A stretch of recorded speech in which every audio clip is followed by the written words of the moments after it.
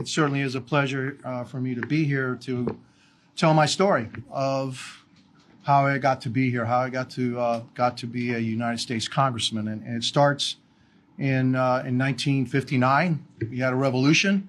Fidel Castro promised that we were going to have in Cuba, where I was born, we're going to have elections in 6 months, free and democratic elections in 6 months. It's 67 years. We're still waiting.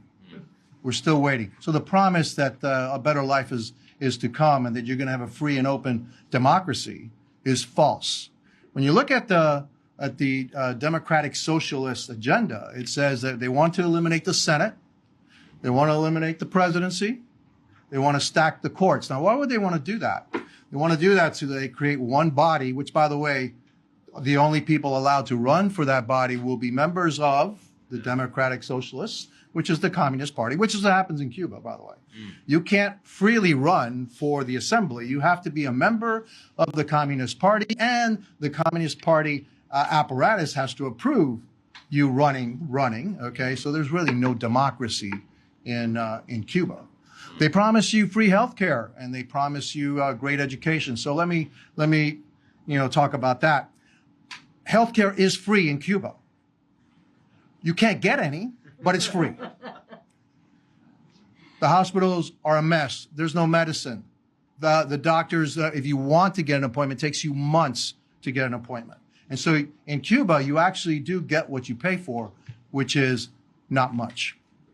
As far as education is concerned, Bernie Sanders goes, when he talks about Cuba, they say, well, their literacy rate is very, very good.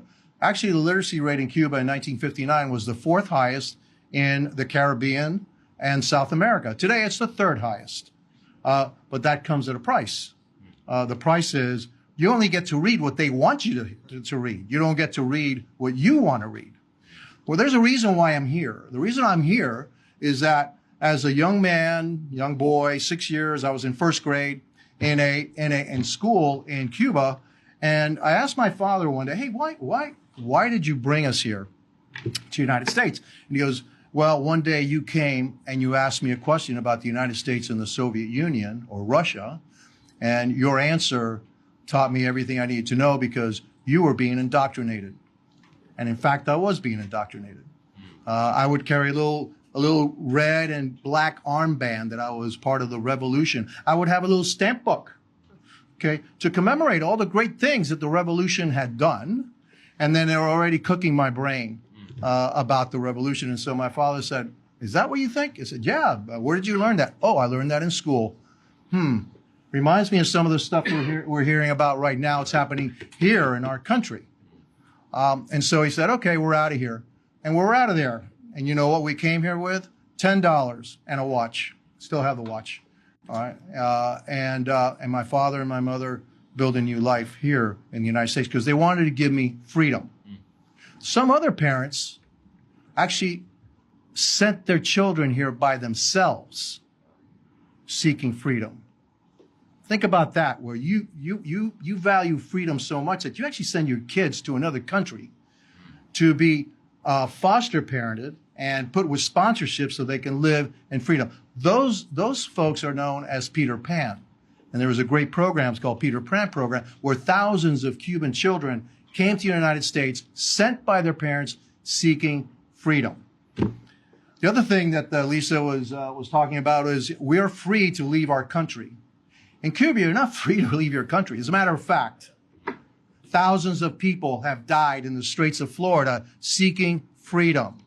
If communism was so great, why would they risk their lives to get on makeshift rafts to try to make it to Florida, where there is freedom? Why? Because communism robs you of everything. It robs you of your opportunity. It robs you of your life. It's misery. Communists are correct in one thing. Everybody's the same. Everybody is equally miserable. That's the only thing that they gives you.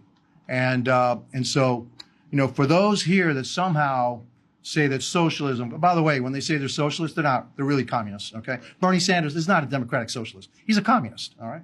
And so is Mamdani. He's a communist too. By the way, he kind of reminds me of a young Fidel, all right? with the smile. Don't let the smile fool you. They want to take everything from you. And look at their agenda of what they want to do. Now, there's a great saying that says, one picture is worth 1,000 words. Now, I got some pictures for you. Shows you about communism, okay? All right, so Mamdani says he wants to control the means of production. So, East Germany. This is a 1963 East German Trabant car. One of the worst, if not the worst car ever made. By the way, if you were in East Germany, you'd wait in line a couple of years to get one of these beauties, okay? Now, right over the wall, same people, Germans, okay? We're building this thing, a Mercedes-Benz, which, by the way, you could buy anytime you wanted to. You didn't have to wait years to get it.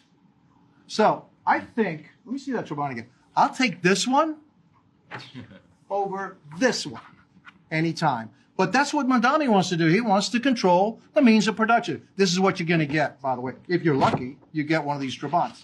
If you're not, sorry, you got a bicycle. All right, that's about what you're going to get. So let's go to Cuba. This is where I was born, okay? This is La Época, which is basically the Macy's of Cuba in 1959. This is La Época today. A little different, right? All right, so now we're going to go to a theater, all right? So this is Villa Blanca. This is a theater in Cuba, a very famous theater in Cuba in 1959. This is what it looks like today. So communism brings you, all right? Next, we have the National Hotel. No, that's not it. The National Hotel. No, the National Hotel. Where is it? Okay. The National Hotel in Cuba, 1959. Also, you can see the Cuba as it looked like, Havana, what it looked like in 1959. This is what it looks like today. Not much has happened in Havana since 1959. And by the way, if you look real close, you're going to see 1957 cars running around in here from the United States. Still running, okay? With the ingenuity of the Cuban people. By the way, the Cuban people are very successful all around the world. There's only one place that they don't succeed, Cuba. This is Miami in 1950s. Now, most Cubans went to Miami, all right? This is what we call home. This is my hometown. This is the city I love. 1950s. Miami today. Same people. Different system. Skyline, Miami, 1950s. Skyline today, Miami. Hell of a city. Built by the same people. Yeah, we had help. Some Americans are there, I think, okay? But thank you for helping us, okay? At least we could do it. Freedom. Now, finally, something a little bit closer to home. This is where I lived in Havana. It is a condominium. It's called Rio Mar. It was designed by my uncle, actually, all right? And so my family lived there half the year, and the half the year we had a ranch in Oriente province, all right?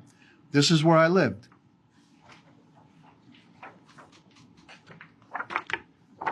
This is what it looks like today. I got a better picture. This is what it looks like today. By the way, there are people living here. That pool right there, you see on the bottom? That's where I learned how to swim. That's what communism brings, okay, to you. Now, finally,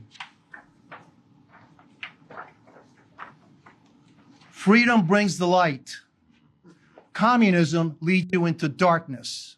And there's no better picture to show you than what Cuba and Florida looks like from space at night.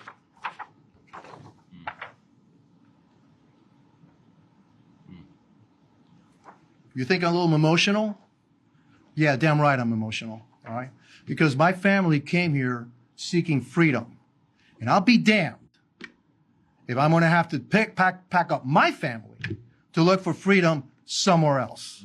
By the way, where are we going to go? And so, yeah, bring it on. I'll fight the communists to the death because I know what it brings. I know the future it will bring to my children and my grandchildren, and it's a pack of lies.